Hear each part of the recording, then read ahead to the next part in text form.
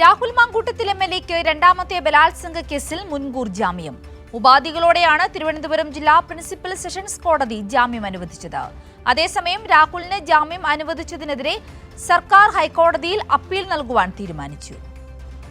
2 ദിവസങ്ങൾ നീണ്ട വാദത്തിന് ശേഷമാണ് തിരുവനന്തപുരം ജില്ലാ പ്രിൻസിപ്പൽ സെഷൻസ് കോടതി രണ്ടാമത്തെ ബലാത്സംഗ കേസിൽ രാഹുൽ മാങ്കൂട്ടത്തിൽ എംഎൽഎക്ക് മുൻകൂർ ജാമ്യം അനുവദിച്ചത്. അന്വേഷണവുമായി സഹകരിക്കണമെന്ന് രാഹുലിനോട് കോടതി ആവശ്യപ്പെട്ടിട്ടുണ്ട്.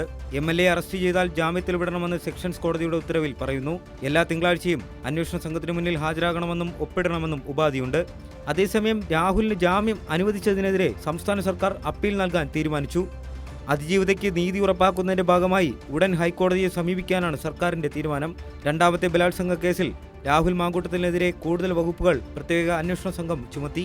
പിന്തുടർന്ന് ശല്യപ്പെടുത്തുക, അന്യായമായി തടഞ്ഞുവെക്കുക, അതിക്രമിച്ചു കയറുക എന്നീ വകുപ്പുകളാണ് രാഹുൽ മാങ്കൂട്ടത്തിൽ എംഎൽഎക്കെതിരെ ചുമത്തിയിരിക്കുന്നത്. കൈരളി ന്യൂസ്, തിരുവനന്തപുരം.